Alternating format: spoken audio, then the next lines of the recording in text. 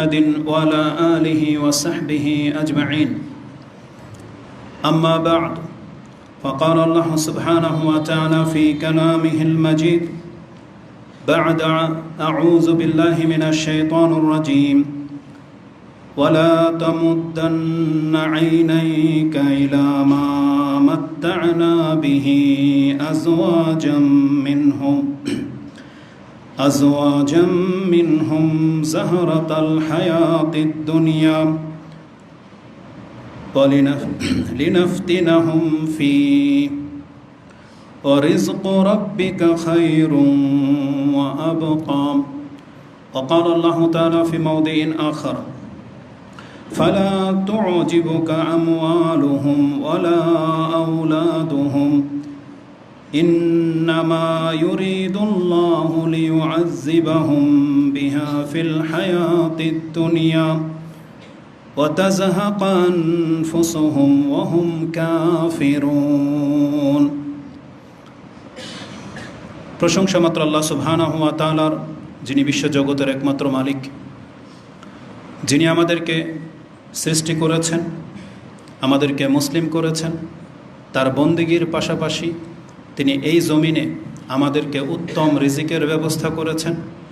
তিনি অন্যান্যদের মতো আমাদেরকেও সচ্ছল করেছেন, জায়গা সম্পত্তির মালিক করেছেন, পরিবার গঠন করার তৌফিক দিয়েছেন, সন্তানাদি দিয়েছেন এবং আমাদের প্রয়োজনীয় বহু দিক থেকে তিনি আমাদের ঘাটতিকে পুরা করেছেন। তাই আমরা তার প্রশংসা করি, আমরা বলি আলহামদুলিল্লাহ।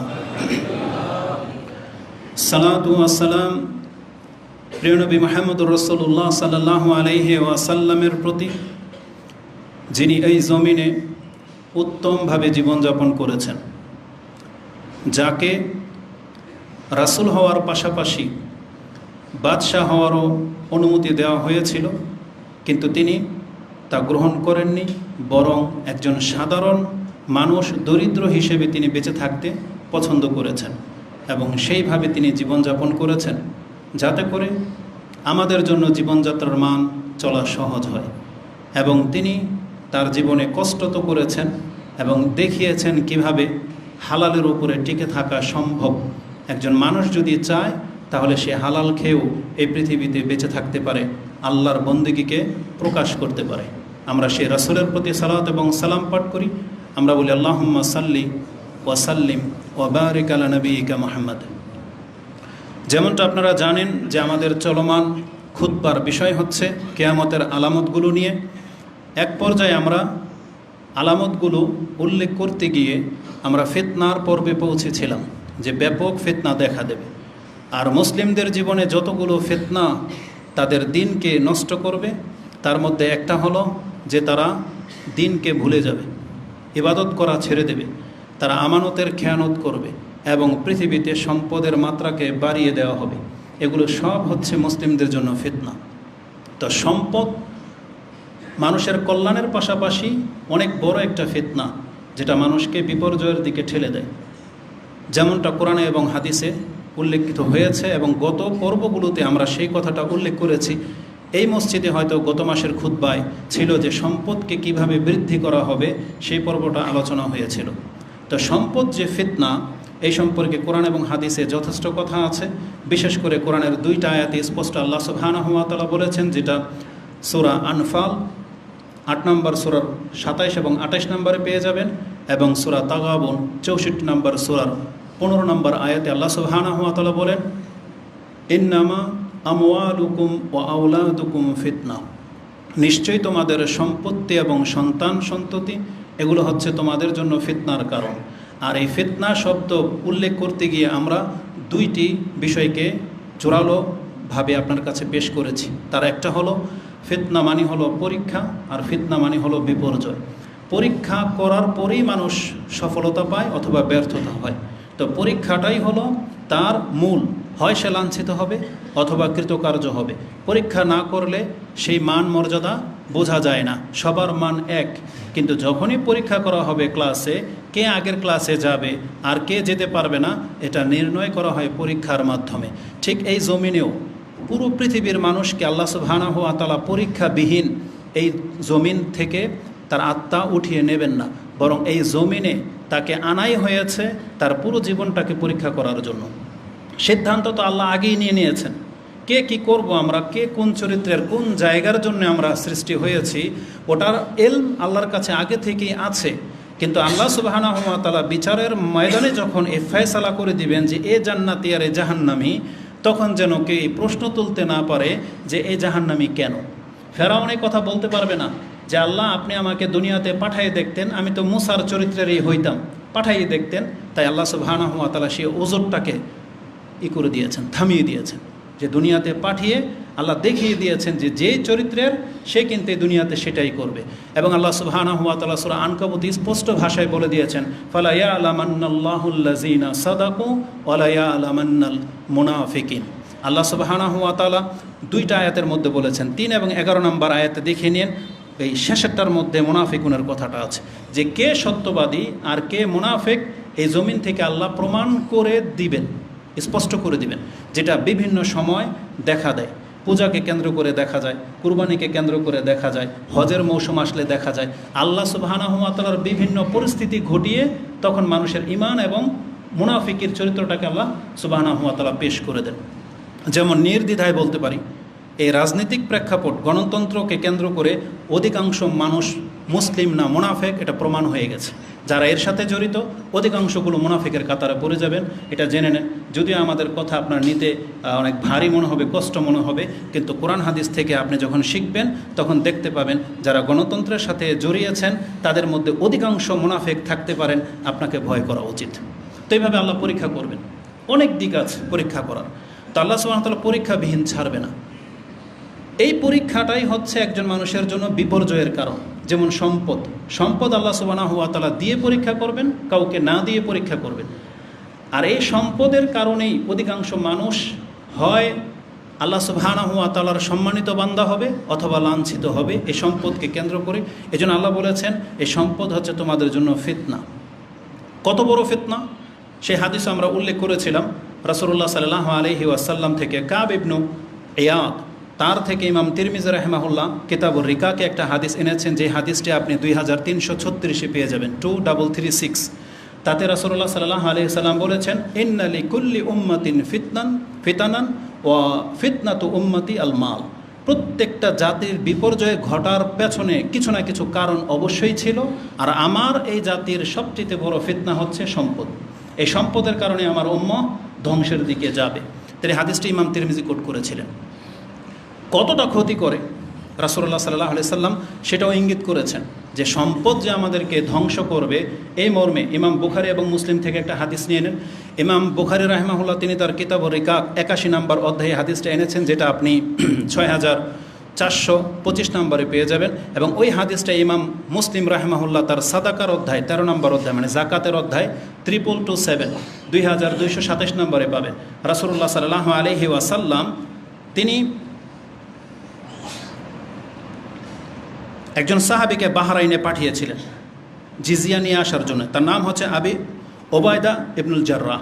তিনি যখন ওঢেল সম্পত্তি নিয়ে মদিনায় ফেরত আসলেন, রাসূল সাল্লাল্লাহু আলাইহি ওয়াসাল্লাম সন্তুষ্ট হয়ে গিয়েছিলেন, মানে তিনি খুশি হয়ে গিয়েছিলেন যে আজকে আমার উম্মাহ অনেক সম্পত্তির মালিক হবে। এবং সাহাবায়ে কেরামরাও টের পেয়ে গিয়েছিলেন যে আজকে অনেক সম্পদ বাহরাইন থেকে আসছে। তারা রাত ভরে জেগে আছে যে কিভাবে আমরা এটা হাসিল করব, অনেকে ঘুমই হয়নি।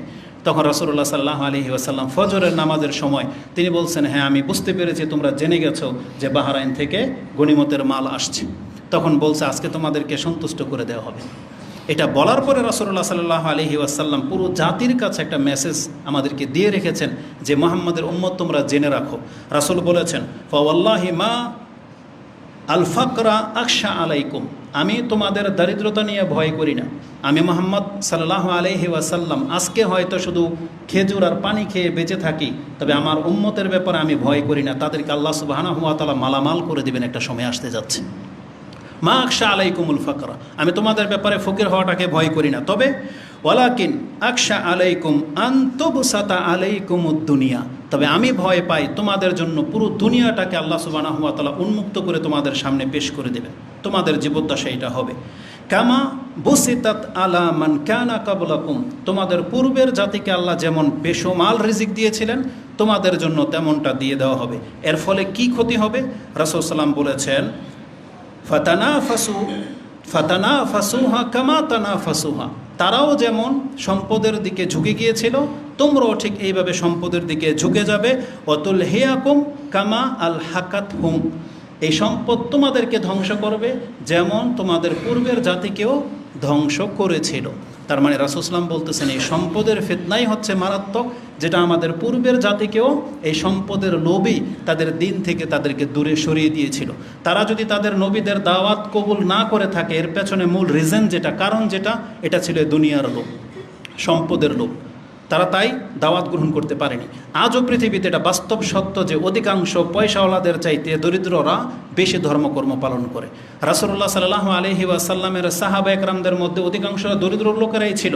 যখন রোম সাম্রাজ্যের বাদশাহ বা হেরাক্লিয়ার যখন জিজ্ঞেস করেছিল যে তার দাওয়াত কে গ্রহণ করে, একজন খ্রিস্টান পাদ্রী যখন জিজ্ঞেস করল আবু সুফিয়ানকে যে মুহাম্মদ সাল্লাল্লাহু আলাইহি ওয়াসাল্লামের দাওয়াত কারা বেশি গ্রহণ করে, মানে সে নবী কি নবী না এটা প্রমাণ করার জন্য, বলছে আমাদের মধ্যে যারা বেশি দরিদ্র হতদরিদ্র তারাই তার কথাটাকে বেশি মেনে নেয়।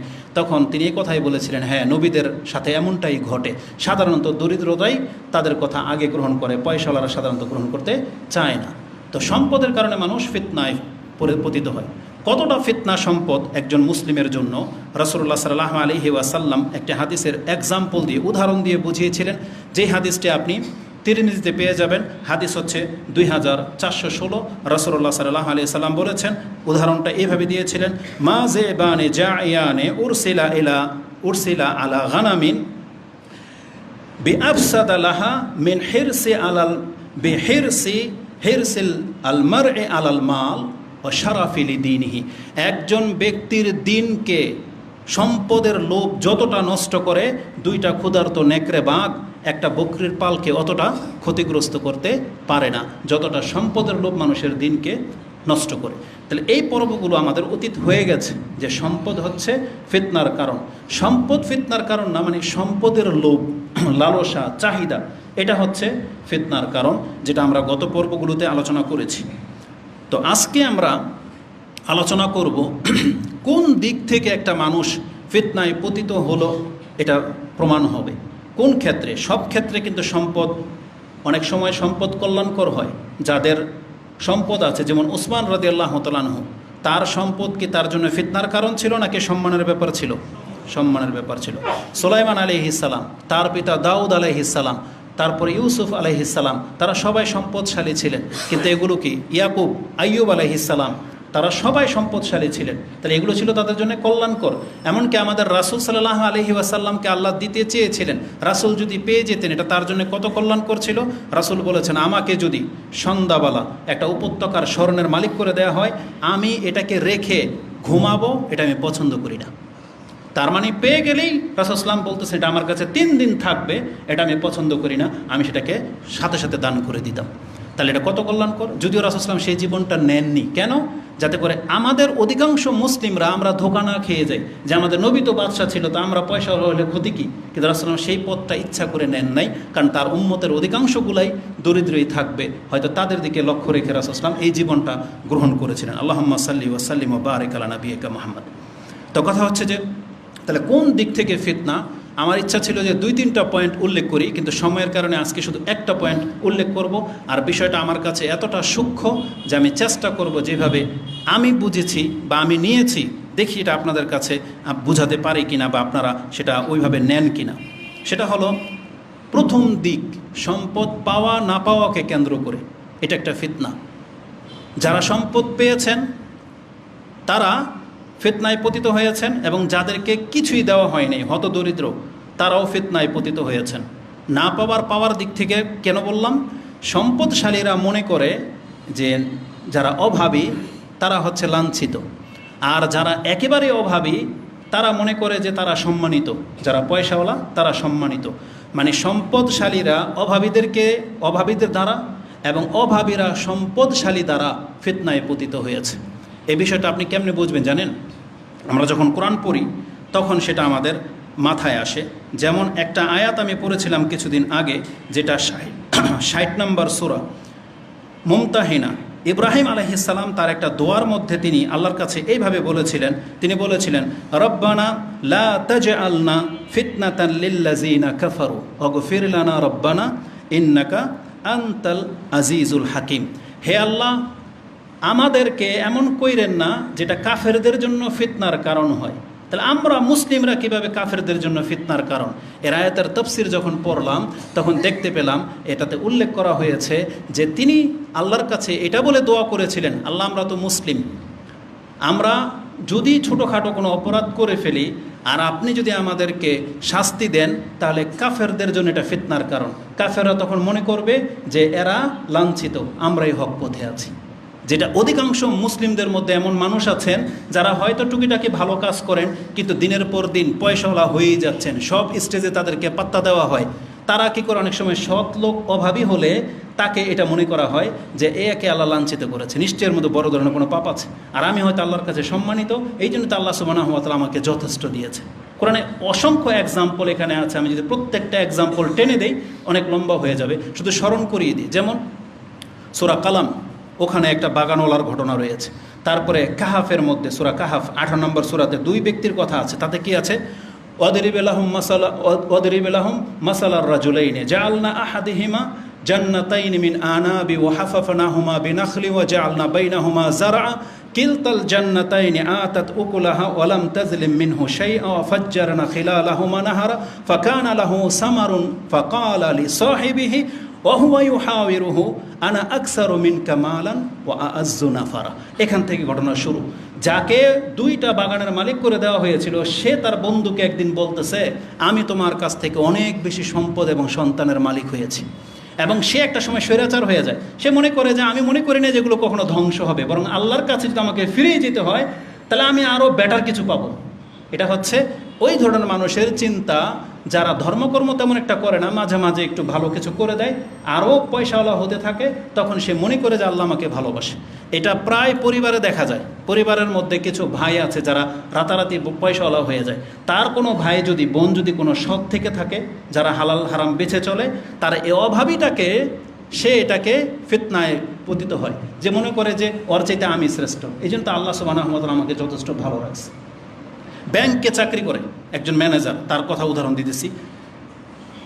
তার বোন হেদায়েত পেয়ে গেছে, কিন্তু তার কোনো মূল্য নাই, কারণ আল্লাহ একজনকে হেদায়েত দিয়েছেন, আরেকজনকে সম্পদ দিয়েছেন।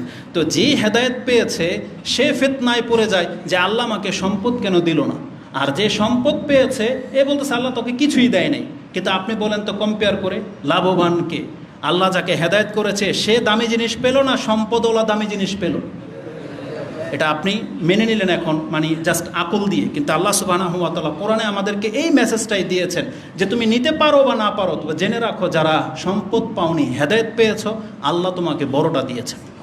এটা আমি কোরআন দিয়ে দেখাবো আপনাকে, একটু পরেই আসবে। তাই এই আয়াতটা আমি কেন বললাম, যে ইব্রাহিম আলাইহিস সালাম তিনি আল্লাহ সুবহানাহু ওয়া তাআলার কাছে বলতেছেন, আল্লাহ আমাদের মুসলিমদেরকে তুমি এমন করে দিও না যে কাফেররা আমাদেরকে দেখে ফিতনায় পড়ে যায়। আজকে অধিকাংশ কাফেররা ইসলাম গ্রহণ কেন করে না? বাংলাদেশের মুসলিমরা হলো হিন্দুদের জন্য ফিতনা। কেন জানেন? কারণ আপনি আজকে প্রপারলি ইসলাম ধর্ম পালন করেন না বিদায় হিন্দুরা কিন্তু ইসলাম গ্রহণ করে না। কিন্তু সৌদি আরবে দেখেন, যদি 100 জন হিন্দু চাকরির জন্য যায়, তার মধ্যে প্রত্যেক বছর 10 জন হলেও ইসলাম গ্রহণ করে নিচ্ছে। কেন? ওখানকার অবস্থা দেখি, ওখানকার ধর্মের একটা রূপরেখা দেখে, যে সৌদি আরবে একটাও মন্দির নেই।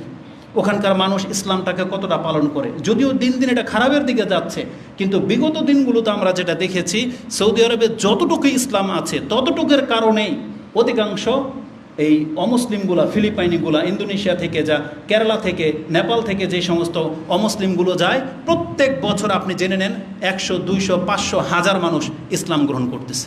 বাংলাদেশে এমন কোনো নজির কেউ দেখাইতে পারবেন যে আমাদের চরিত্র দেখে অমুক আমাদের পাশের বাড়ির হিন্দু ইসলাম গ্রহণ করে নিয়েছে? দেখাইতে পারবেন না। তার মানে আমরা মুসলিমরা হইলাম এই কাফেরদের জন্য ফিতনার কারণ। আজকে আমরা যদি ধর্মটাকে ঠিকভাবে পালন করতাম তাহলে ওরা সুবিধার জন্য হলেও ইসলাম গ্রহণ করে নিত। যেমনটা সাহাবা একরামদের চরিত্র দেখে আমরা শুনেছি যে অনেক মানুষ ইসলাম গ্রহণ করেছে, কিন্তু আমাদের চরিত্র দেখে কেউ ইসলাম গ্রহণ করতে চায় না, কারণ হিন্দুদের চাইতে বেশি দুর্নীতিবাজ মুসলিমরা। আর এর সাক্ষী জ্বলন্ত আপনি যখন মিষ্টি কিনতে যান, মুসলমান তো কেন কিনেন না? বলছে তার মান ভালো না। এর মান নাকি ভালো না? তো যেখানে মুসলিম, আপনার তো ধিক্কার দেওয়া উচিত যে মুসলিমদের একটা কোম্পানির মালিক, আপনার প্রোডাক্টের চাইতে হিন্দুর কোম্পানির প্রোডাক্টকে বেশি প্রাধান্য দেওয়া হচ্ছে। আপনার লজ্জায় মরে যাওয়া উচিত ছিল না যে একটা মুসলিমের নামে কলঙ্ক আমি? কিন্তু কারো কোনো মাথা ব্যথা আছে? কারো কোনো মাথা ব্যথা নেই। তা আমরাই হইলাম অমুসলিমদের জন্য ফিতনার কারণ। ওরা ধোঁকা খেয়ে গেছে, ওরা মনে করতেছে ওরাই হক পথে আছে, মুসলিম তো সব চোরবাটপার, অথচ এমনটা হওয়া উচিত ছিল না। তো পয়সাওয়ালারাও ঠিক দরিদ্রদেরকে দিয়ে, দরিদ্ররাও পয়সাওয়ালাদেরকে দিয়ে ফিতনায় পড়ে যায়, দ্বিধায় ভোগে। যারা সৎ, যারা মসজিদে 5 ওয়াক্ত আসেন, আপনি আপনার পয়সাওয়ালা ফ্রেন্ড সার্কেল বা ব্যক্তিদেরকে দেখে ধোকায় পড়ে যান, তার মানে আল্লাহ আমাকে লাঞ্ছিত করছে। আর এরা মনে করে যে আল্লাহ আমাদেরকে সম্মানিত করেছে। আসুন কোরআনের এক্সাম্পল দিয়ে বুঝাই। কোরআনে আল্লাহ সুবহানাহু ওয়া তাআলা সূরা ফজরের মধ্যে এই কথাটা উল্লেখ করেছেন, যেটা আপনি 15 এবং 16 নম্বর আয়াতে পেয়ে যাবেন। আল্লাহ বলেছেন মানুষের নেচার হলো ফাআম্মাল ইনসান ইযা মাবতালাহু রাব্বুহু ওয়া আকরামাহু ওয়া নাআমাহু ফায়াকুলু রাব্বি আকরামান। আর আকরামান ওয়া আম্মা ইজা মাবতালাহু ফাকাদারা আলাইহি রিজকা ফায়াকুলু রাব্বি আহানান। বাস্তবিক যদি এমনি আপনি পড়েন তেমন কিছু ফিল হবে না। এই আয়াতগুলোর তাফসীর আপনাকে পড়তে হবে। তাতে উল্লেখ করা হয়েছে যে কিছু মানুষ এমন আছে যাদেরকে আল্লাহ যখন সম্মানিত করে, টাকা পয়সা দেয়, তারপর তার মনের ফেভারে, মানে যা খুশি তা সব অনুকূলে হয়ে যায়, তখন সে কি মনে করে? বলে আকরামান, আল্লাহ আমাকে সম্মানিত করেছে। আর যারা অভাবী, লাঞ্ছিত, আপনি মুসলিম হেদায়েতের উপরে আছেন, কিন্তু আল্লাহ যখন তাকে কোনো দিক থেকে সংকীর্ণ করে দেয়, তখন সে বলে রব্বি আহানান, আল্লাহ আমাকে লাঞ্ছিত করে সৃষ্টি করেছেন। এই দুই কথারই জবাব তার পরের আয়াতের শুরুর শব্দ দিয়ে আল্লাহ বলে দিয়েছেন কাল্লা। এই দুইটা থিওরি বাতিল। আল্লাহ বলেছেন না, পয়সা এটা আমার অনুগ্রহ, তাকে সম্মানিত করা হয়েছে, আর তোমাকে অভাবিত করে আমি তোমাকে লাঞ্ছিত করেছি, না, এই দুইটাই তোমাদের বাতিল চিন্তা। বরং আল্লাহ সুবহানাহু ওয়া তাআলা কি বলেছেন? ইন্নামা আকরামাকুম ইনদাল্লাহি আতকাকুম। আল্লাহ বলেছেন আমি পয়সার ভিত্তিতে কাউকে সম্মানিত করি না, যে দিয়ে সম্মানিত করলাম আর না দিয়ে অসম্মানিত করলাম, না, আমি আল্লাহ সুবহানাহু ওয়া তাআলা পয়সাকে মাপকাঠিই করিনি। বরং সূরা সাবা 34 নম্বর সূরার 37 নম্বর আয়াতে আল্লাহ বলছেন ওমা আমওয়ালুকুম ওয়ালা আওলাদুকুম বিল্লাতি তুকাররিবুকুম ইনদানা যুলফা। সম্পদ আর সন্তান এটা আমার নৈকট্যবান বান্দা হওয়ার মাপকাঠিই না। আল্লাহ বলছে এটা থিওরিই না। তার মানে যারা এই সেন্সে চিন্তা করেন, তাহলে আপনি কোন দিক থেকে ফিতনায় পড়েছেন? আপনি এই দিক থেকে ফিতনায় পড়েছেন যে আল্লাহ আমাকে সম্মানিত করেছেন। এই জন্য আপনার উদ্যততা কমতেছে না। আপনি যদি মনে করতেন যে না, আল্লাহ কি আমার উপর অসন্তুষ্ট, আর যারা অভাবী তারা যদি মনে করতেন যে তাহলে আল্লাহ আমার উপর সন্তুষ্ট, আমাকে লাঞ্ছিত করা হয় নাই, তাহলে আল্লাহ সম্পর্কে আপনার একটা সঠিক ধারণা থাকতো। তাহলে এই ফিতনায় যারা পতিত হন, কি ক্ষতি হয় আপনার? আল্লাহ সুবহানাহু ওয়া তাআলা সম্পর্কে আপনার সুধারণা থাকে না, চেঞ্জ হয়ে যায়, পরিবর্তন হয়ে যায়। এই জন্য আপনি স্থির থাকতে পারেন না। এই জন্য প্রত্যেকটা ব্যক্তি যারা তাদের অবস্থানে থেকে আল্লাহর উপরে সন্তুষ্টি নন, তার মূলের পেছনে হলো এখানে। কারণ আমরা সব সময় খালি সচ্ছলতাকে নিয়ে ভাবি, সচ্ছল হওয়াটাকে নিয়ে আমরা ভাবি, যেটা আমি পেলাম না। এটাই আমাদের ঘাটতি সবচেয়ে বেশি দেখতে পাওয়া যায়। অথচ আল্লাহ সুবহানাহু ওয়া তাআলা আমাদেরকে সবচেয়ে বেশি বড় হিদায়াত, বড় নিয়ামত যেটা দিয়েছেন, সেটা হচ্ছে হিদায়াত, যেটা অধিকাংশ মানুষ টাকাটা চাইলেও কিনতে পারবে না। বরং সাহাবা একরামদের জীবনের ইতিহাস থেকে যেটা আমরা পড়ি বা আমাদেরকে জানানো হয়, যে তারা হেদায়েতের জন্য সম্পদ ছেড়ে দিয়েছেন।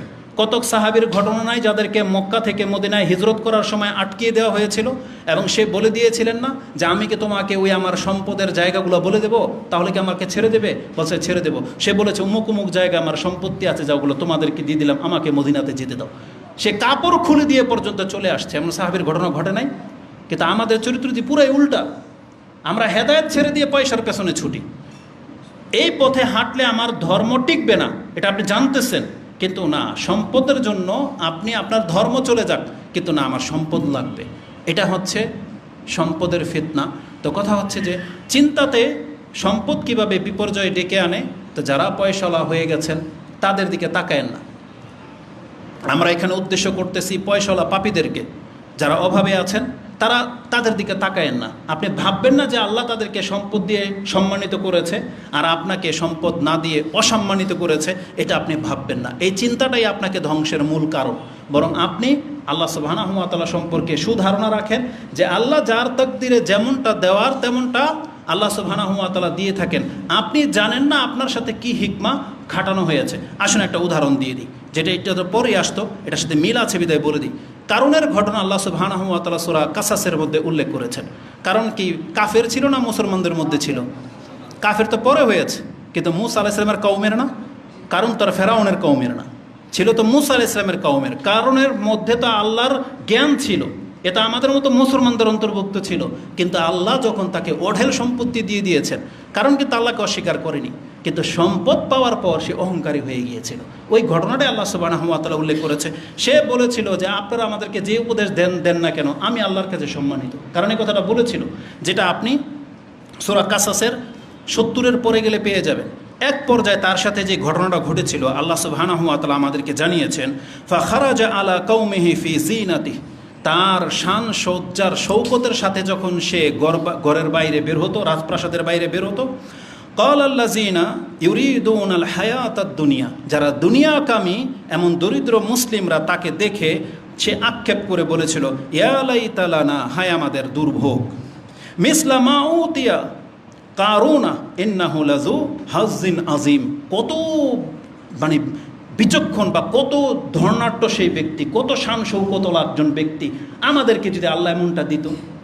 এটা অধিকাংশ মানুষের খায়েশ, যেটা বড়লোকদেরকে দেখে আমরা যেটা ফিল করি। কিন্তু এরা কি জানে যে কারণের সাথে কি ঘটবে? জানে না। তাদের মধ্য থেকে যারা কিতাবের জ্ঞানওয়ালা ছিল, যারা মুসলিম ছিল, কোরআন হাদিসের জ্ঞান যাদের আছে, তাদের মধ্য থেকে কিছু ব্যক্তিরা এই ধরনের ব্যক্তিদেরকে উপদেশ দিয়েছিল, যেমন আমরা আমাদেরকে নিজেদেরকে এবং আপনাদেরকে দিয়ে থাকি। আমাদের শেখরা বা আলেমরা আমাদেরকে যে উপদেশগুলো দিয়ে থাকে, কারণ অনেক সময় আমাদের অন্তর পয়সার দিকে ঝুঁকে যায়। তার যেমন আমাদের আলেমরা আমাদেরকে যে উপদেশ দিয়ে থাকে সেটা কি? তারা বলতো, ওয়াকাল আল্লাযীনা উতুল ইলমা ওয়াইহাকুম, কি হলো তোমাদের, হালাক হোক বা ধ্বংস হোক তোমাদের, সাওয়াবুল্লাহি খায়রুন, আল্লাহর যে পক্ষ থেকে যে সাওয়াবের তোমাদেরকে মালিক করা হয়েছে এটা তো অনেক বেশি উত্তম, লিমান আমানা ওয়া আমিলা সালিহান ওয়ালা ইউলাক্কাহা ইল্লাস সাবিরুন, আল্লাহ সুবহানাহু ওয়া তাআলার পক্ষ থেকে যে ঈমান এবং আমলের ব্যবস্থা করে দেওয়া হয়েছে এইটা তো ওই সমস্ত সম্পত্তি থেকে বেশি উত্তম। কাদের জন্যে? যারা এই অবস্থার মধ্যে ধৈর্য ধারণ করে থাকতে পারবে, যারা অভাবের মধ্যে ধৈর্য ধারণ করে মুসলিম হয়ে থাকতে পারবে, এটা তো তাদের জন্য অনেক বেশি উত্তম এই সম্পত্তির চাইতে। এটা একজন ভালো লোকেরা, জ্ঞানীরা উপদেশ দিয়েছিল, কিন্তু তারা বিষয়টা বুঝতে পারেনি। একদিন পর এই উপদেশ তারা ডিনাই করে নাই, কিন্তু মনের হয়তো প্রশান্তিটা আসে নাই। যেমন হুজুরের কথায় আমাদের তো প্রশান্তি হয় না, কারণ আমাদেরকে শুধু পরকাল বলা হয়, এই জন্য আমাদের অনেকের প্রশান্তি হচ্ছে না, আমরা সেই উপদেশ নিতে পারতেছি না। কিন্তু কালকে যেটা ঘটবে সেই কথাটা আল্লাহ সুবহানাহু ওয়া তাআলা তার পরের আয়াতে 81 নম্বর আয়াতটা দেখেন, তাতে আল্লাহ বলেছেন, ফাখাসাফনা বিহি ওয়া বিদারিল আরদ, আমি যখন তাকে সহ, তার সম্পত্তি সহ, তার পুরো প্রাসাদটাকে যখন জমিনে ধসিয়ে দিলাম। আল্লাহ তাদের কথা বলতেছেন, ওয়া আসবাহাল্লাযীনা তামান্নাউ, যারা গতকালকে তার মতো হইতে চেয়েছিল, মাকানাহু, তার জায়গায় আসতে চেয়েছিল, বিল আমস, গতকাল, ইয়াকুলুনা, এখন তাদের হুশ এসেছে এবং তারা বলে, ইয়াকুলুনা ওয়াইকাআন্নাল্লাহা ইয়াবসুতুর রিজকা লিমান ইয়াশাউ মিন ইবাদিহি ওয়া ইয়াকদির, আল্লাহ সুবহানাহু ওয়া তাআলা তো যার জন্য রিজিককে বর্ধিত করেন, যার জন্য চায় তাকে রিজিককে সংকীর্ণ করেন। এটা আল্লাহর একটা ফয়সালা ছিল। আমাদের হয়ে গিয়েছিল কি, যে আমরা কারণের মতো হইতে চেয়েছিলাম। তারপর তারা বলেন, লাউলা আন মান্নাল্লাহু আলাইনা, হায় আমাদের দুর্ভোগ, যদি আল্লাহ আমাদেরকে এই ঈমান দিয়ে সম্মানিত না করতেন, তাহলে আমাদের অবস্থাটা কি হতো? লাখাসাফা বিনা, তাহলে আজকে আমরাও কারণের সাথে ধসে যেতাম। আমরা যেটা চেয়েছিলাম, যদি আল্লাহ আমাদেরকে ওইটাই দিতেন, আমরা যদি কারণের অন্তর্ভুক্ত হয়ে যেতাম, তাহলে আজকেও আমরা এই কারণের সাথে এই জমিনের মধ্যে ধসে যেতাম। লা ইউফলিহুল কাফিরুন, আর আল্লাহ বলেছেন কাফেররা কোনোদিন নাজাত পাবে না। অতএব আমাদেরকে আল্লাহ যে হিদায়াত দিয়েছেন ইসলাম, হইতে পারে আল্লাহ সুবহানাহু ওয়া তাআলা আমাদেরকে ওই পাপীদের মতো অঢেল সম্পত্তির মালিক করেন নাই, কিন্তু হালাল হকভাবে যতটুকু আমরা প্রাপ্য হয়ে গেছি, আপনি জেনে নেন এটা আল্লাহ সুবহানাহু ওয়া তাআলার পক্ষ থেকে অনেক বড় একটা নিয়ামত, যেটা আপনাকে আমাকে করা হয়েছে। এই জন্য পয়সাওয়ালাদেরকে দেখে সবসময় ধোঁকা খেয়ে যাবেন না। আর আপনি ভাববেন না যে আমি, যারা পাপ করতেছে তাদের সম্পদের উপর সম্পদ বেরিয়ে যাচ্ছে, আপনি ভাববেন না যে তাদেরকে আল্লাহ সম্মানিত করেছে। বাংলার প্রেক্ষাপটে বিচার করেন, বিগত দিনগুলোতে যা ঘটলো, যারা একটা সময় প্রভাবের সাথে বিচরণ করত, যতগুলো নেতা বাংলাদেশে ছিল, তাদের প্রত্যেক ঘর হানা দিয়ে কোটি কোটি টাকা প্রাপ্য হয়েছে, কিন্তু সেই কোটি টাকার মান সম্মান তো তাদেরকে টিকাইতে পারে নাই। এখন তারা সম্মানিত না, এখন আপনার কাছে তারা লাঞ্ছিত হয়ে গেছে। কেন? তাদের টাকা পয়সা কি গায়েব হয়ে গেছে? এখনও তারা টাকা পয়সারই মালিক, কিন্তু আপনার নজরে তারা চোরবাটপার, আপনারা এটা মনে করেন। কিন্তু তাহলে ওই জীবন কেন চাচ্ছেন?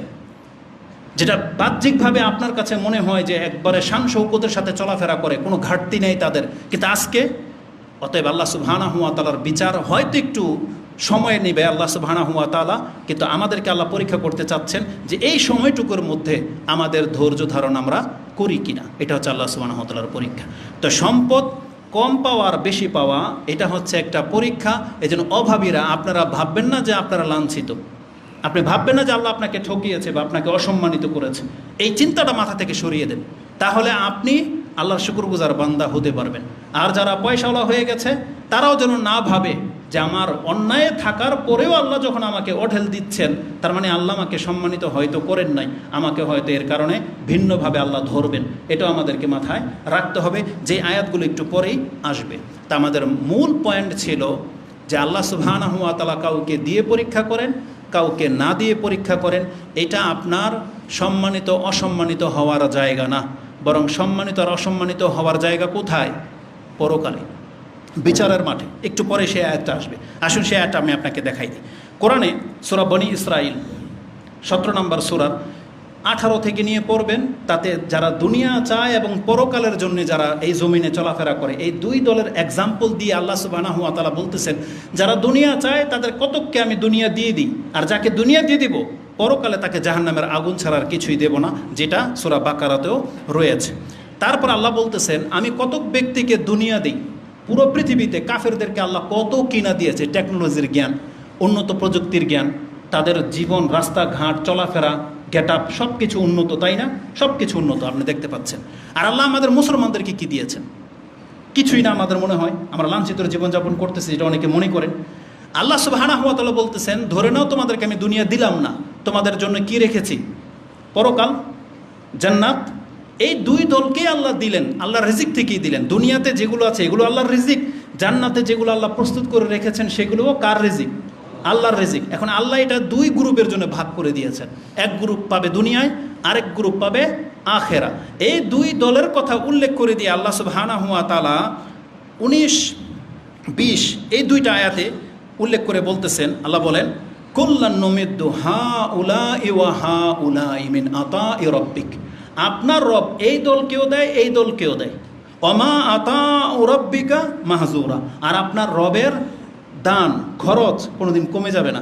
আল্লাহ বেশমাল দিয়ে যাচ্ছেন, দুনিয়াও তো দেবেন, পরকাল আল্লাহ সুবহানাহু ওয়া তাআলা রেখেছেন। এটা বলার পর আল্লাহ বলতেছেন, উনজুর, তুমি এবার লক্ষ্য করে দেখো তো, উনজুর কাইফা ফাদ্দালনা বাদাহুম আলা বাদ। আমি এককে অন্যকে কিভাবে সম্মানিত করেছি বা এককে অন্যের উপরে কিভাবে প্রাধান্য দিয়েছি, তুমি শুধু ওই জিনিসটা লক্ষ্য করো। বাদুহুম আলা বাদ ওয়ালাল আখিরাতু আকবারু দারাজাতিন ওয়া আকবারু তাফদিলা। তারপর আল্লাহ বলতেছেন, যাকে আমি দুনিয়া দিয়েছি দুনিয়াতে তাকে আমি প্রাধান্য দিয়েছি, যাকে দুনিয়া দেইনি তাকে আমি, তোমার কাছে মনে হচ্ছে যে আমি ঘাটতি করেছি, প্রাধান্য দেইনি তাকে। আর যাকে দুনিয়া দিয়েছি তাকে প্রাধান্য দিয়েছি, তোমার কাছে এটা মনে হচ্ছে।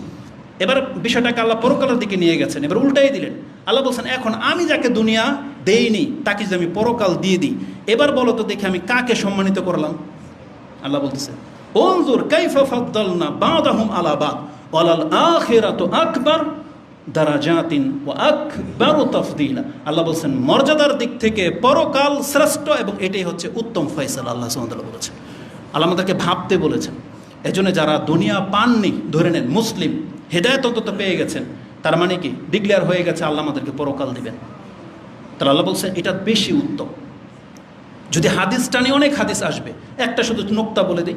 ওমর রাদিয়াল্লাহু তাআলা আনহু, যেখানে রাসূলুল্লাহ সাল্লাল্লাহু আলাইহি ওয়াসাল্লাম তিনি তার প্রত্যেকটা স্ত্রীর সাথে করেছিলেন, বৈপরীত্য তৈরি করেছিলেন 1 মাসের জন্য দূরত্ব। তখন তিনি বলেছেন, আমি 1 মাস কোনো স্ত্রীর কাছে যাব না। তখন রাসূলুল্লাহ সাল্লাল্লাহু আলাইহি ওয়াসাল্লাম একটা নির্জন ঘরে একাই ছিলেন বেশ কিছুদিন। ওমর রাদিয়াল্লাহু তাআলা একেবারে শেষ সময়ে যখন আর টিকতে পারতেছেন, তখন গিয়ে তার সাথে সাক্ষাৎ করার জন্য গেলেন এবং তিনি ঘরে ঢুকে দেখলেন, চারদিকে তাকালেন, তাকিয়ে দেখেন শুধু মাথার কাছে একটা পানির মশক ঝুলতেছে আর ঘর পুরা ফাঁকা, কিছুই নেই। আর রাসূলুল্লাহ সাল্লাল্লাহু আলাইহি ওয়াসাল্লাম যেখানে শুয়েছিলেন খালি গায়ে, তার চাটাইয়ের উপরে চাদর পর্যন্ত বিছানোর কোনো কিছু ছিল না। যখন ওমর রাদিয়াল্লাহু তাআলা আসলেন এবং রাসূলুল্লাহ সাল্লাল্লাহু আলাইহি ওয়াসাল্লাম যখন উঠে বসলেন, তখন ওমর রাদিয়াল্লাহু চোখ পড়েছে রাসূলুল্লাহ সাল্লাল্লাহু আলাইহি ওয়াসাল্লামের পিঠের দিকে। যখন দেখলেন যে রাসূলুল্লাহ সাল্লাল্লাহু আলাইহি ওয়াসাল্লামকে তো আল্লাহ সবচেয়ে সুন্দর করে সৃষ্টি করেছেন, চাটাইয়ের দাগগুলো যখন তার পিঠের মধ্যে বসে গেছে, রক্ত জমে গেছে, তখন এটা দেখে ওমর রাদিয়াল্লাহু তাআলা কেঁদে দিয়েছিলেন। এবং রাসূলুল্লাহ সাল্লাল্লাহু আলাইহি ওয়াসাল্লাম বললেন মায়ুবকিক, তোমাকে কিসে কাঁদালো? তখন বলেছিলেন, ইয়া রাসূলুল্লাহ, ইন্না কিসরা ওয়াল কাইসারা ফীমা হুম ফী। আল্লাহ এই রোম সাম্রাজ্য এবং পারস্য সাম্রাজ্যের বাদশাদেরকে দেখেন, তাদের জীবনযাত্রার মানটা দেখেন। ও আনতা রাসূলুল্লাহ, আর আপনি হচ্ছেন আল্লাহর রাসূল। তাহলে আপনার এই জীবনটা আমরা মেনে নিতে পারতেছি না। তখন রাসূল সাল্লাল্লাহু আলাইহি ওয়াসাল্লাম ওমর রাদিয়াল্লাহু আনহুকে বলেছিলেন, আমা তুমি কি কথা জানো না, লাহুমুদ দুনিয়া ওয়া লাহুনাল আখিরা, তাদের জন্য দুনিয়া আর আমাদের জন্য পরকাল। এভাবে তিনি সান্ত্বনা দিয়েছিলেন, যেটা আপনি বুখারী এবং মুসলিমের হাদিসে পেয়ে যাবেন। তো রাসূলুল্লাহ সাল্লাল্লাহু আলাইহি ওয়াসাল্লাম সবসময় আমাদেরকে খালি পরকালের বিষয়টাকে প্রাধান্য দিতে বলেছেন, যে সম্পর্কে আমাদের বক্তব্য একাধিক হয়ে গেছে। আল্লাহ সুবহানাহু ওয়া তাআলা আমাদেরকে বোঝার এবং সে অনুযায়ী আমল করার তৌফিক দান করুন। তো সচ্ছলতা এবং অভাব এটা একটা পরীক্ষা। আপনি সচ্ছলদেরকে দেখে ধোঁকা খেয়ে যেয়েন না, এটা একটা সূক্ষ্ম ব্যাপার বলেছিলাম। গত খুতবায় আমরা এটা আলোচনা করেছি, কিন্তু আমি তৃপ্ত হইতে পারিনি, কারণ যাদের সামনে কথা বলা হবে তারা কি আমার ভাষা বোঝে কিনা এটা একটা টেনশন থাকে। কিন্তু এই মসজিদে এটা আমার বিশ্বাস যে যত খুতবা আমি এখানে দেই এবং আপনারা বুঝতে পারেন, সেটা আমার দাবি রাখি এবং ওইভাবেই কিন্তু আমি খুতবাগুলোকে সাজাই। কারণ সব কথা সবাই ভালোভাবে নিতে পারে না, বুঝতেও পারে না, এজন্য কথাও কিন্তু ওইভাবে থ্রো হয়। তা আমি এখানে কথা বলে স্বাচ্ছন্দ্য বোধ করি এবং আমি আশা করি যে আমার ভাষা আপনারা হয়তো বোঝেন। আল্লাহ তৌফিক দান করুন। তো সচ্ছলদেরকে দেখে ধোঁকা খেয়ে যাবেন না, এটা হচ্ছে আজকের টপিক্সের মূল বিষয়। কেন আপনি ধোঁকা খেয়ে যাবেন না? কারণ অনেক সময় সচ্ছলতা আল্লাহ সুবহানাহু ওয়া তাআলা কেন দেন, আল্লাহ আমাদেরকে বিভিন্নভাবে বুঝিয়েছেন। বিশেষ করে আপনি এক সাইডে পাপী মুনাফিক কাফেরদেরকে নিয়ে নেন, যাদেরকে আল্লাহ অঢেল দিয়ে রেখেছে, কিন্তু আপনাকে আমাকে আল্লাহ তেমন কিছু দেয় নাই। তাহলে এই যে তারা যে প্রাপ্য হলো আর আমরা যে প্রাপ্য হইলাম না, এটার পেছনে আল্লাহর হিকমত কি? আল্লাহ সুবহানাহু ওয়া তাআলা কয়েকটা আয়াত আমি দেখলাম, এখানে অনেকগুলো সূরার মধ্যে এক্সাম্পল আছে। বাকারাতে আছে, বনি ইসরায়েলে আছে, তারপরে আপনার সূরা তাওবার মধ্যে আছে, আনফালে আছে, মুমিনুনের মধ্যে আছে, তোহার মধ্যে আছে, হিজরের মধ্যে আছে। সবগুলো টানতে গেলে অনেক লম্বা সময় লেগে যাবে। আল্লাহ সুবহানাহু ওয়া তাআলা আমাদেরকে বুঝিয়েছেন যে তোমরা ফলো করো ওই ব্যক্তিদের জন্য যাদেরকে দেখে তোমরা ধোঁকা খেয়ে যাও। আপনি সূরা তাওবার 2টা আয়াত নিয়ে নেন, 55 এবং ওই একই আয়াত ভিন্ন শব্দে 85 নম্বরে রয়েছে সূরা তাওবার মধ্যে। আল্লাহ সুবহানাহু ওয়া তাআলা আমাদেরকে জানাচ্ছেন, ফালা তুজিবুকা আমওয়ালুহুম ওয়ালা আওলাদুহুম, খবরদার তোমরা ধোঁকা খেয়ে যেও না, আশ্চর্য বোধ করো না ওই সমস্ত ব্যক্তিদের সম্পত্তি আর সন্তান দেখে। ইন্নামা ইউরিদুল্লাহু লিয়ুআযযিবাহুম বিহা ফিল হায়াতিদ দুনিয়া, আমি আল্লাহ ইচ্ছা করেছি এই সম্পদ আর এই সন্তান দিয়েই এই জমিনে ওদেরকে আমি শাস্তি দেব। এটা আল্লাহ সুবহানাহু ওয়া তাআলা এই জন্য পাপীদেরকে বেশি সম্পদ এবং বেশি সন্তান দান করে। তারপর আল্লাহ কি বলেছেন, আরেকটা উদ্দেশ্য হলো ওয়াতাজহাকা আনফুসুহুম ওয়া হুম কাফিরুন, এবং আল্লাহ মুনাফিকদের, এখানে যদিও শব্দটা আল্লাহ বলেছেন যে কাফিরুন, কিন্তু এর তাফসীর করবেন আগে পরে মুনাফিকদের কথা আছে। তার মানে যারা মুসলমান হওয়া সত্ত্বেও, যাদের কাছে ইসলামের দাওয়াত পৌঁছে গেছে, মুসলমানের ঘরের সন্তান, কিন্তু অর্থ সম্পত্তি পাওয়ার ফলে তার আচরণ যখন মুনাফিক কাফেরদের মতো, তখন আল্লাহ সুবহানাহু ওয়া তাআলা এদেরকে ইঙ্গিত করে বলতেছেন, তোমরা এই ধরনের ব্যক্তিদেরকে দেখে ধোঁকা খেয়ে যেও না। আমি ওর সম্পত্তি এবং সন্তান কেন বাড়িয়ে দিয়েছি? যাতে এর দ্বারা ওর পাপ বেড়ে যায়, যাতে আমি এই জমিনের মধ্যে এই সম্পত্তি সন্তান দিয়ে ওকে আমি শাস্তি দিতে পারি। তাহলে সম্পদ বেড়ে গেলে, সন্তান বেড়ে গেলে এটা শাস্তির কি কারণ, এটা আমরা কিছু কিছু এক্সাম্পল দেখলে বুঝতে পারবো যে কতক মানুষকে সম্পদের কারণে হত্যা করা হয়, কতক মানুষের সম্পদের কারণে ওকে জেলে ভরা হয়, এই সম্পদের কারণে কতক ব্যক্তি সন্তানের কারণে লাঞ্ছিত হয়। সন্তান তখন বাবার পয়সার কারণে ড্যাম কেয়ার হয়ে যায়, তখন রাস্তাঘাটে যেখানে সেখানে লাঞ্ছিতকর কাজ করে ফেলে, তার বাপ মার নাক কাটা যায়।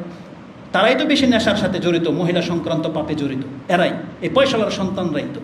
তাহলে আল্লাহ বলছেন এটা ওদের জন্য এই পৃথিবীতে আযাব। একজন মুসলমানের ঘরের সন্তান তারা কত প্রশান্তির সাথে বসবাস করে, যদিও মুসলিমদের মধ্যে অধিকাংশ ক্ষেত্রে এই পদস্খলন ঘটেছে, তাদের সন্তানরাও নামাজ পড়ে না, নেশা করে, মহিলা সংক্রান্ত পাপে জড়িত, এটা বাপ্পার জন্য এটা পেরেশান। তবে যেই ঘরে ধর্ম পালন করা হয়, আশা করা যায় এই ঘরের সন্তানরা এই চরিত্রের হবে না, এরা অনেকটাই শান্তির মধ্যে আছে, এরা অনেকটাই এই ধরনের উশৃঙ্খলতার সাথে জড়িত নাই। এজন্য আমরা অবশ্যই এটা নসিহা করব এবং আল্লাহ নিজে আমাদেরকে বলেছেন ঘরে যেন কোরআন সুন্নাহ পাঠ করা হয়, ঘরে যেন কোরআন সুন্নাহ মোতাবিক চলা হয়, তাহলে সন্তানগুলো ওইভাবে বড় হবে বা বেঁচে থাকবে। এটা আপনার প্রশান্তির কারণ। আর অশান্তির কারণ কি? আমি এমন কিছু পরিবারকে জানি যাদের সাথে বিগত দিনগুলোতে সম্পর্ক ছিল, তারা রাতে ঘুমায় না, ফজরের পরে ঘুমায়, বাসায় ফিরে 3টা-4টা, যারা পয়সাওয়ালা এরিয়াগুলো থাকে তারা বাসায় ফিরে রাত 3টা-4টা, তখন ঘুমায়, দুপুর পর্যন্ত ঘুমায়। এদের ঘরের কি হাল, চুলের কি হাল, এদের মহিলা পুরুষদের কি হাল, ভাই বোন যেমন স্বামী স্ত্রীর মতো এমনভাবে নোংরাভাবে জীবনযাপন করে। বোনও মদ খায়, পোলাও মদ খায়, মাও খায়, বাবাও খায়, একই রকে ফিল্ম দেখতেছে, এই লিপ টুগেদার করতেছে, সবাই নাইট ক্লাবে যায়, সবাই মানে উশৃঙ্খল জীবন। তাহলে আল্লাহ বলতেছেন আমি পয়সা দিয়ে ওদেরকে এই দুনিয়াতে শাস্তি দিতে চাই, আর আমি আল্লাহ চাই এরা তো আবার তৌফিক না পাক, কারণ ওদের আমার দরকার নেই। আল্লাহ বলছেন তাজহাকা আনফুসুহুম ওয়া হুম কাফিরুন, আর এই কুফরি অবস্থায় ওরা মরে যান। আল্লাহ বলছেন ওদেরকে নিয়ে আমার কোনো টেনশন নেই। এদের এই ধরনের ব্যক্তিদের সম্পর্কে আল্লাহর কোনো টেনশন নেই। কোনো একটা হাদিস অথবা কোরআন আয়াত এই মুহূর্তে আমার মনে পড়েছে, আল্লাহ সুবহানাহু ওয়া তাআলা খড়কুটার সাথে উদাহরণ দিয়েছেন। যারা কৃষি কাজ করেন, যারা ধান চাষ করেন, ধান চাষ করার পরে কেটে আনার পরে ধান যখন ঘরে উঠান, কিছু খড়কুটা থাকে না, কুড়া থাকে না, কুড়ার বস্তাগুলো কি ধানের বস্তার মতো ঘরে তোলেন নাকি কুড়ার বস্তার জন্য আলাদা জায়গা থাকে? ধান যদি ভিজে যায় যত কষ্ট হয়, কুড়া ভিজে গেলে অতই কষ্ট হয়? কষ্টই হয় না, বরং কুড়া ভিজে গেলে আপনি এটাকে পাত্তাই দেন না, ছাদ করে পড়ে যাক আর যায় খুশি তা হোক। পৃথিবীতে এমন কিছু মানুষ আছে যাদের ভ্রষ্ট হয়ে যাওয়া, যারা জাহান্নামে জ্বলবে, এতে আল্লাহ সুবহানাহু ওয়া তাআলার কোনো মাথা ব্যথা নাই। মানে আল্লাহ সুবহানাহু ওয়া তাআলার কোনো ফোকাসই নেই যে তোরা জন্মই হয়ে তোদের সৃষ্টি হয়েছে এই জন্য আল্লাহ সুবহানাহু ওয়া তাআলা এদের নিয়ে এতটা পেরেশানি নেই। মানে এই শব্দগুলো যে বলতে সেটা বোঝার জন্য, আল্লাহ সুবহানাহু ওয়া তাআলা তো তিনি আলামিসাল, কিন্তু আমি বোঝাতে চাচ্ছি যে আল্লাহ তাদের নিয়ে কোনো ইন্টেনশন নাই। কারণ এদেরকে আল্লাহ সুবহানাহু ওয়া তাআলা হেদায়েত করার জন্য রাসূল পাঠিয়েছেন, কিতাব নাজিল করেছেন, কিন্তু তারপরও যখন তারা মুখ ফিরায় তখন আল্লাহ তাদের কাছ থেকে মুখ ফিরিয়ে নেয়। এখন ও ভিজে যাক না পচে যাক, ওকে বাগে খাক না জাহান্নামে যাক, এটা নিয়ে আল্লাহ সুবহানাহু ওয়া তাআলার কোনো রকমের চিন্তা থাকে না। কিন্তু আল্লাহর চিন্তা কাদেরকে নিয়ে? মুসলিমদেরকে নিয়ে, আল্লাহর সৎ বান্দাদেরকে নিয়ে। এই জন্য আল্লাহ চায় না যে তার কোনো বান্দা জাহান্নামে যাক। এটা আল্লাহ কোরআনে বহুবার বলেছেন যে আমি চাই না আমার কোনো বান্দা জাহান্নামে যাক। এই জন্য আল্লাহ সব রকমের প্রোটেক্টের ব্যবস্থা করেছেন, নসিহা করেছেন, উপদেশ দিয়েছেন, বিপদ আপদ দিয়েছেন যা দিয়ে পাপ মাফ হয়, মৃত্যুর কষ্ট রেখেছেন যাতে দিয়ে পাপ মাফ হয়, কবর আযাব রেখেছেন এবং হাসরের মাঠের কষ্ট রেখেছেন। এগুলো সব ফিল্টার করার পরে অধিকাংশ মুসলিমরা বেঁচে যাবে, কিন্তু বড় বড় পাপীরাই শুধু আটকে যাবে। আল্লাহ যেন আমাদেরকে তাদের অন্তর্ভুক্ত না করেন। আমিন। তো আল্লাহ সুবহানাহু ওয়া তাআলা সূরা তাওবার মধ্যে বলতেছেন যে ফালা তুজিবুকা, তোমরা আশ্চর্য বোধ করো না যাদেরকে আমি সন্তান এবং সম্পত্তি দিয়েছি তারা শাস্তি পাক দুনিয়াতে, এটা আমি আল্লাহ চাই। আল্লাহর আরেকটা ইচ্ছা আল্লাহ উল্লেখ করেছেন, যেটা আপনি সূরা আলে ইমরান 3 নম্বর সূরার 178 178 পেয়ে যাবেন। তাতে আল্লাহ সুবহানাহু ওয়া তাআলা বলেছেন কেন আমি তাদের সম্পত্তি আর সন্তান বাড়িয়ে দিই এবং তাদেরকে ছাড় দিই।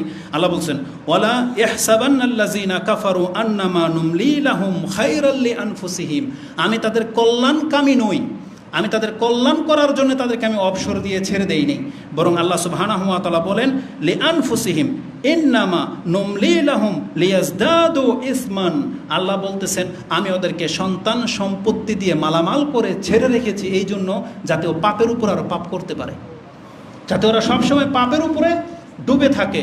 কেন? যাতে করে আল্লাহ বলছেন অলাহুম আযাবুম মুহিন, আমি তাদেরকে কঠিন শাস্তির দিকে নিয়ে আসতে চাচ্ছি। এই জন্য যখন কোনো কাফের যখন দেখেন, আমরা নেটে দেখতে পাই ওদের কাফের হওয়াটাই শুধু বড় অপরাধ না, এটা তো সবচেয়ে বড় অপরাধ, কিন্তু কাফের হওয়ার পাশাপাশি এত নোংরা কাজে ওরা লিপ্ত, এত নোংরা কাজে ওরা পারলে মানুষের পায়খানা পর্যন্ত খেয়ে ফেলবে, এমনও জাতি পৃথিবীতে আছে। ওরা যা খুশি তা করে, ওদের জীবনযাত্রার মান, ওরা এমন একটা গোষ্ঠী তৈরি হয়েছে যেখানে পোশাক পরে না, সবাই উলঙ্গ থাকে।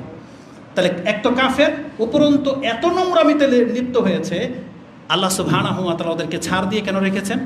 ওদের পাপের উপর পাপ যেন ওরা করতে থাকে এবং ওদেরকে সবচেয়ে বেশি কঠিন শাস্তি দেওয়া হবে। এটা মারাত্মক একটা ব্যাপার।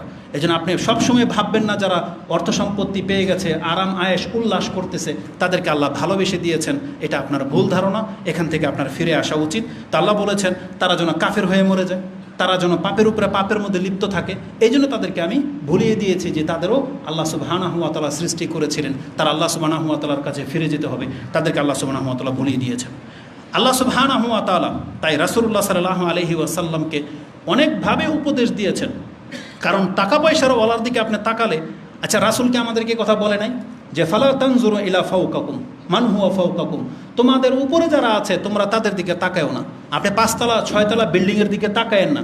আল্লাহ কি বলেছেন? ওয়ালাকিন ইয়ানজুরু ইলা মান হুয়া আসফালা মিনকুম, তাদের দিকে তাকাও যারা তোমার চাইতে মান সম্মানে নিচে আছে। মানে অর্থ সম্পত্তিতে মানে জীবনযাত্রায় তোমার চেতে নিচে আছে, তুমি তার দিকে তাকাও। আমরা যদি উপর দিকে তাকাই আমরা কোনোদিন শান্তি পাবো না, কোনোদিন শান্তি পাবো না। এই জন্য আমাদেরকে সবসময় নিচের দিকে তাকাইতে বলা হয়েছে।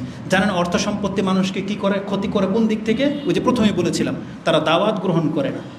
আপনি ইসলামের কথা বলবেন, আপনার এই দাওয়াত তারা গ্রহণ করবে না। নূহ আলাইহিস সালাম, আজ থেকে কত পৃথিবীর প্রথম যুগের সময় নূহ আলাইহিস সালাম তিনি বলেছিলেন আল্লাহর কাছে এই কথা যে কালা নূহ রাব্বি ইন্নাহুম আসাউনি ওয়াত্তাবাউ মান লাম ইয়াজিদহু মালুহু ওয়া ওয়ালাদুহু ইল্লা খাসারা। আল্লাহ, আমার এই জাতি তো তোমার এই নবীর কথা তো শুনতেছে না। তিনি প্রথম রাসূল, তিনি বলতেছে ইন্নাহুম আসাউনি, তারা আমার এই জাতি আমার বিরুদ্ধাচরণ করতেছে। ওয়াত্তাবাউ, এমন ব্যক্তিদের অনুসরণ করে, মান লাম ইয়াজিদহু মালুহু ওয়া ওয়ালাদুহু ইল্লা খাসারা, যাদের সন্তান সম্পত্তি তাদের খালি ক্ষতিই করেছে, এমন ব্যক্তিদের অনুসরণ করে। আজকে আমাদের অবস্থাটা কেমন না? আমরা আলেমদের চাইতে পয়সালাদের পেছনে বেশি ঘুরি, তাদেরকে চরিত্র মানে আইডিয়াল হিসেবে বেশি আমরা আগে বাড়াই। কেন? আমরা তাদেরকে মানে আইডিয়াল হিসেবে নিয়েছি, তাদের জীবনটাকে ফলো করেছি। পোশাকের ক্ষেত্রে বলেন, জীবনযাত্রার মান, খাদ্যের ক্ষেত্রে বলেন, অনুষ্ঠান আচার অনুষ্ঠান বলেন, আপনার বিয়ে শাদীর মধ্যে কার সুন্নাতটা আপনি অ্যাপ্লাই করেন? নিশ্চয়ই কোনো প্লেয়ারের, নাহলে কোনো নায়কের, কোনো গায়কের, নাহলে কোনো পয়সাওয়ালা। যে অমুকের বিয়েতে 30টা শুধু মোটর সাইকেলই ছিল, 50টা এক কালারের শুধু প্রাইভেট কারই ছিল, অমুকের বিয়েতে মিনারেল ওয়াটার খাওয়াইয়েছে, অমুক তমুক বিয়ার খাইয়েছে। তাহলে আপনি এটা অনুসরণ করেন, কিন্তু আপনার নবী কি বলেছিল? যে বিয়েতে খরচ কম সেই বিয়েতে বরকত বেশি। রাসূলুল্লাহ সাল্লাল্লাহু আলাইহি ওয়াসাল্লামের আপনি দেখতে পান তিনি 9টা 11টা বিয়ে করেছেন। রাসূল ইসলামের বরযাত্রী কয়জন ছিল? কে বলতে পারবেন? আছে কারো কোনো নলেজ? ছিল রাসূল ইসলামের বরযাত্রী? তাহলে আপনার বিয়ের মধ্যে এই আইস ছাড়া শৈল মাছ আর বোয়াল মাছ ঢুকলো কীভাবে? তার মানে আপনি সেখানে অন্য কাউকে ফলো করেন। তা নূহ আলাইহিস সালাম এই কথাটাই বলেছিলেন যে ইন্নাহুম আসাউনি ওয়াত্তাবাউ মান লাম ইয়াজিদহু মালুহু ওয়া ওয়ালাদুহু ইল্লা খাসারা, যাদের অর্থ সম্পত্তি যাদেরকে শুধু ক্ষতিই করেছে, আল্লাহ আমার এই জাতি শুধু তাদের পেছনে ছোটে, আলেমদের কথা শুনে না। এটাই না আমাদের চরিত্র আজকে। এই জন্য রাসূলুল্লাহ সাল্লাল্লাহু আলাইহি ওয়াসাল্লামকে আল্লাহ সুবহানাহু ওয়া তাআলা এই উপদেশ দিয়ে বলেছিলেন ওয়ালা তামুদ্দান্না আইনাইকা ইলা মা মাত্তানা বিহি আজওয়াজান মিনহুম জাহারাতিল হায়াতিদ দুনিয়া। আল্লাহ বলেছেন, হে নবী, আপনি এই যে কাফের মুশরিক যারা, এখানে জোড়া বলেছেন আল্লাহ জাওজাইনি, এই যে কাফের মুশরিক যারা আছে, মুনাফিকরা, আপনি এদের দিকে চোখ তুলে তাকায়েন না। তাদেরকে যে গেটা বেশভূষা, যেই উন্নত জীবন আমি আল্লাহ দিয়েছি, আপনি এই দিকে তাকায়েন না। কেন? আল্লাহ বলেছেন লিনাফতিনাহুম ফি, আমি আল্লাহ ওদেরকে পরীক্ষা করার জন্য এই জীবন ব্যবস্থা দিয়েছি। লিনাফতিনাহুম ফি ওয়া রিজকু রাব্বিকা খায়রুম ওয়া আবকা। এটা ছিল সবচেয়ে উত্তম কথা, বা এটা ছিল সবচেয়ে অন্তরে নেওয়ার মতন কথা, যেটা আল্লাহ সুবহানাহু ওয়া তাআলা সূরা দোহার মধ্যে বলেছেন। যে কি বলেছেন? যে ওয়াদ-দুহা ওয়াল লাইলি ইযা সাজা মা ওয়াদ্দাআকা রাব্বুকা ওয়া মা ক্বালা ওয়ালাল আখিরাতু খায়রুল লাকা মিনাল উলা। এই অবস্থার চেয়ে পরবর্তীতে আপনার যেটা অবস্থা হবে এটা বেশি উত্তম। এটা আল্লাহ সুবহানাহু ওয়া তাআলা রাসূলকেও বলেছেন এবং তার উম্মতকেও বলেছেন। এজন্য এই দুনিয়াতে আমরা যদি ইসলাম ছাড়া অন্য কিছু না পেয়ে থাকি, আপনি জেনে নেন আমাদের আগামীটা ভালো হবে ইনশাআল্লাহ। এই জন্য পয়সাওয়ালাদেরকে দেখে ধোকা খেয়ে যেন না, এটা সম্মানিত জীবন নয়। আপনাকে আল্লাহ লাঞ্ছিত করে নেই, বরং দেখার বিষয় সেটা পয়সাওয়ালা হোক অথবা অভাবী হোক, সে হালালের উপরে আছে কিনা এটা হচ্ছে দেখার বিষয়। যারা অঢেল সম্পত্তির মালিক হয়ে গেছেন হালালভাবে, আপনি বলতে পারবেন হ্যাঁ আল্লাহ আমাকে সম্মানিত করেছে। কেন? কারণ দুনিয়াতে আমি হালালভাবে প্রতিষ্ঠিত, এবং উসমান রাদিয়াল্লাহু তাআলা আনহুর মতো, এবং তার দ্বারা যত খেদমত হবে সব পরকালও তার জন্য উত্তম হবে। কারণকে কিন্তু তার জাতি এই কথাই বলেছিল, ওয়ালা তানসা নাসিবাকা মিনাদ দুনিয়া ওয়াহসিন কামা আহসান আল্লাহু ইলাইক। তুমি দুনিয়া ভুলে যাও না, আল্লাহ তোমার উপরে যেমন এহসান করেছে, তুমিও আল্লাহ সুবহানাহু ওয়া তাআলার উপরে এহসান করো। আল্লাহর উপরে এহসান কি? আল্লাহ যে তোমাকে সম্পদ দিয়েছে, তাহলে আল্লাহর সন্তুষ্টির কাজে তুমি এই সম্পদকে ব্যবহার করো। এই জন্য হালালভাবে যদি কোটিপতি থেকে থাকেন, এদের সংখ্যা খুব কম। আপনি আবার তাকে এক্সাম্পল বানায়েন না যে আল্লাহ তো মুখকে দিয়েছে, উসমান রাদিয়াল্লাহু তাআলা আনহু আমাকে দিয়ে দেখতো। আমি বেশ কিছু ব্যক্তির সাথে কথা বলেছি এবং তাদের কমেন্ট পড়েছি। এই বক্তব্যের মধ্যে কমেন্ট আসবে যে আল্লাহ তাহলে ওসমান রাদিয়াল্লাহু তাআলা আনহুকে যেমন ধনী বানিয়েছিল, তাহলে আমাকে আল্লাহ ধনী বানিয়ে পরীক্ষা করুক। বুঝেন? আপনি ফেল করবেন। আপনার রব কিন্তু আপনার ইতিবৃত্তান্ত জানে। আপনার খাহেসাত জানে। এই জন্য এই চ্যালেঞ্জ আল্লাহর সাথে আপনি করেন না। এই চ্যালেঞ্জে কেউ এসে আইসেন না, তাহলে আপনি কিন্তু লাঞ্ছিত হয়ে যাবেন। আল্লাহর কাছে আমি আমার এবং আপনাদের নাফসের অনিষ্ট থেকে আল্লাহর কাছে আশ্রয় চাচ্ছি। আকুলু লিকাউলি হাযা আস্তাগফিরুল্লাহ লি ওয়া লাকুম ওয়া লিসাইরিল মুসলিমিন ফাস্তাগফিরু ইন্নাহু হুয়াল গফুরুর রহিম।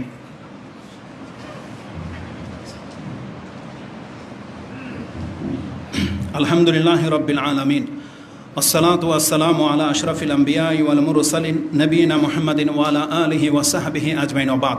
যদিও বলেছিলাম মাত্র একটা পয়েন্ট আমি আলোচনা করব এবং শর্ট ছেড়ে দিতে চেয়েছিলাম, কিন্তু একটা পয়েন্টও 40-45 মিনিট পার হয়ে চলে গেছে। আর যেগুলো স্কিপ করে দিয়েছে এগুলো পরবর্তীতে আসবে। যেমন একটা ফিতনা হলো আমাদের মা বোন মহিলাদের জন্য, সেটা কি জানেন? এই সম্পদের কারণে সবচেয়ে বেশি ফিতনায় পড়ে মহিলারা। পয়সাওয়ালা পুরুষরা তাদের জন্য ফিতনার সবচেয়ে বড় কারণ। সুদর্শন পুরুষ এবং পয়সাওয়ালা পুরুষরা হচ্ছে মহিলাদের জন্য সবচেয়ে বড় ফিতনার কারণ। এটা এতটুকুই বললাম। ইনশাআল্লাহ নেক্সট খুতবায় এই দিক থেকে আমরা শুরু করব। তা আল্লাহ সুবহানাহু ওয়া তাআলা আমাদেরকে বোঝার এবং সেই অনুযায়ী আমল করার তৌফিক দান করুন। আমি আবারও সেই কথাটাকে স্মরণ করে দিতে চাচ্ছি, আল্লাহ কাউকে দিয়েছেন, কাউকে দেননি, এটা নিছক একটা পরীক্ষা। আল্লাহ কী বলেছেন?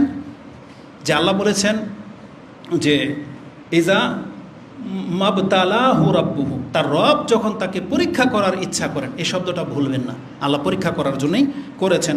তো আল্লাহ সুবহানাহু ওয়া তাআলা বলেছেন যে মানুষ অর্থ সম্পত্তি পেলে অহংকারী হয়ে যায়। যেমন সূরা আল আলাকের মধ্যে আল্লাহ কি বলেছেন? কাল্লা ইন্নাল ইনসানা লা ইয়াতগা আর রাআহু ইসতাগনা। মানুষ সম্পদ পেলে ড্যামকেয়ার হয়ে যায়, মানে লাগামহীন হয়ে যায়, এবং সে নিজেকে ধনী বা দেখতে পায়, লাগামহীন দেখতে পায়। আগনা মানে সে অমুখাপেক্ষী দেখতে পায়। কিন্তু আল্লাহ যখন তার লাগামটা টেনে ধরবে তখন সে বুঝতে পারবে যে না, তার উপরেও কেউ রয়েছে। এই জন্য ওই চ্যালেঞ্জে যাব না আমরা। আল্লাহ আমাদেরকে যতটা দিয়েছেন আমরা সবাই আল্লাহ সুবহানাহু ওয়া তাআলার শুকরিয়া আদায় করার চেষ্টা করি। আল্লাহ তুমি আমাদেরকে ধৈর্য ধারণ করার তৌফিক দান করো, আমাদেরকে আল্লাহ তুমি উত্তম রিজিক দান করার তৌফিক দান করো। আল্লাহুম্মা আকফিনা বিহালালিকা আন হারামিক অগ্নিনা বেফাদলিকা আম্মান সেওয়া। আল্লাহ তুমি আমাদেরকে হালালের উপরে সন্তুষ্ট রাখো এবং তোমার পক্ষ থেকে আমাদেরকে সচ্ছল করো, আমাদেরকে অন্যের মুখাপেক্ষী বানায়ও না এবং অন্যের কাছে আমাদেরকে দ্বারস্থ যেন হতে না হয়। আল্লাহ তুমি ইব্রাহিম আলাইহিস সালামের মতো আমাদেরকেও কাফেরদের জন্য ফিতনার কারণ বানায়ও না। আমাদের মুসলিমকে আল্লাহ পাপের জন্য ওই শাস্তি দিও না যেটা দেখার পরে অমুসলিমরা আমাদের উপরে হাসবে। আপনারা দেখতে পাবেন যে মুসলিমদের উপর যখন কোনো বিপদ আপদ আসে মোনাফেকরা কিন্তু হাসে, এই হিন্দু বৌদ্ধ খ্রিস্টানরা হাসে। এই জন্য আল্লাহর কাছে আমরা দোয়া করি, আল্লাহ বাংলার মুসলিম এবং পৃথিবীর সমস্ত মুসলিমদের উপরে আল্লাহ তুমি এমন বিপদ চাপিয়ে দিও না যেটা দেখে কাফেররা ফিতনায় পড়ে যাবে, তারা হাসাহাসি করবে। আল্লাহ তুমি আমাদের মাফ করে দাও, আমিন। এবং আমাদের অভাবকে আল্লাহ তুমি দূর করো, আমাদের যাদের ঘাটতি আছে তুমি তাদের ঘাটতিকে পুরা করো, এবং আমাদের যুবক ভাইদেরকে আল্লাহ উত্তম রিজিকের ব্যবস্থা করে দাও, এবং আমাদের যাদের সংসারে অভাব রয়েছে আল্লাহ তাদের অভাবকে তুমি দূর করে দাও, এবং আমাদের অন্তরের মধ্যে আল্লাহ তুমি প্রশান্তি দান করো। আমাদের কাছে দোয়া চেয়েছেন এই মসজিদের প্রতিষ্ঠাতা যিনি প্রথম ভূমিকা রেখেছিলেন, মাওলানা রইজউদ্দিন সাহেব ইন্তেকাল করেছেন। তার এক মেজো মেয়ে আজকে ইন্তেকাল করেছে। তার জানাজার নামাজ হবে না এই জুমার সালাতের পরে সোনারগাঁয়ে, আমাদেরকে জানাতে বলা হয়েছিল। আমরা তার মাগফিরাতের কামনা করি। আল্লাহ সুবহানাহু ওয়া তাআলা আমার মাকে, আপনাদের যাদের ইন্তেকাল করেছেন তাদেরকে, এবং আমাদের এই ব্যক্তির এই শেখের মেয়েকে আল্লাহ যেন ক্ষমা করেন, আমিন। এবং যারা ইন্তেকাল করেছে আল্লাহ সুবহানাহু ওয়া তাআলা তারা যদি ক্ষমার হকদার হয়ে থাকে, মুসলিম থেকে থাকে, আল্লাহ তোমার ওয়াদা অনুযায়ী তুমি ক্ষমা করতে সক্ষম, আল্লাহ তুমি তাদেরকে ক্ষমা করে দাও। এবং আপনাদের জন্য একটা ঘোষণা হলো, আমাদের ওই শাবদি মদিনা সম্মিলিত জামে মসজিদ, যেটা শাবদিতে বিশাল এক জায়গা নিয়ে আলহামদুলিল্লাহ প্রতিষ্ঠিত হয়েছে, প্রায় 65% জায়গার মধ্যে একটা মাদ্রাসার কাজ ধরা হয়েছে। বিভিন্ন মসজিদের কমিটির অনুমতিক্রমেই তারা ভিজিট করছেন। আজকে তারা অনুমতিক্রমে এই মসজিদে এসে উপস্থিত হয়েছেন। যতদূর আমি জানি তারা একটা বিল্ডিংয়ের কাজ হাতে নিয়েছেন, পাইলিংয়ের কাজ চলতেছে, যেটা 200 ফিট লম্বা এবং 37 ফিট চওড়া একটা ভবন নির্মাণ করা হবে। সে বোর্ড নিয়ে তারা দাঁড়িয়ে থাকবে, তাদের গায়ে ওই পোশাকও থাকবে। এবং এই অনুমতিক্রমে আমি বলতেছি, আপনারা এই মাদ্রাসার জন্য প্রতিষ্ঠার কাজে যে যতটা পারেন অন্তর খুলে দান করার চেষ্টা করবেন। আল্লাহ আপনাদের দানকে কবুল করুন, আমিন। এবং আল্লাহ সুবহানাহু ওয়া তাআলা আমাদের প্রতিষ্ঠানকেও কবুল করুন। খুব শীঘ্রই ইনশাআল্লাহুল আজিজ আমাদের মাধ্যমে 200 পরিবার নিয়ে আমরা এই নবীগঞ্জের মধ্যে একটা আহলে হাদিস সমাজ গড়ব, এইটার প্রত্যাশা নিয়ে মাঠে নেমেছি। আপনারা দোয়া করবেন আল্লাহ যেন আমাদের কাজকে সহজ করেন, আমিন। সুবহানাকা আল্লাহুম্মা রাব্বানা ওয়া বিহামদিকা আশহাদু আল্লা ইলাহা ইল্লা আনতা আস্তাগফিরুকা ওয়া আতুবু ইলাইক। ইবাদাল্লাহ রাহিমাকুমুল্লাহ, ইন্নাল্লাহা ইয়া'মুরুকুম বিল আদলি ওয়াল ইহসান ওয়া ইতা ইতাই যিল কুরবা ওয়া ইয়ানহা আনিল ফাহশাই ওয়াল মুনকারি ওয়াল বাগি ইয়াইযুকুম লাআল্লাকুম তাযাক্কারুন উযকুরুল্লাহা ইয়াযকুরুকুম ওয়া লাযিকরুল্লাহি আকবার ওয়াল্লাহু ইয়ালামু মা তাসনাউন। আসসালামু আলাইকুম ওয়া রাহমাতুল্লাহি ওয়া বারাকাতুহু।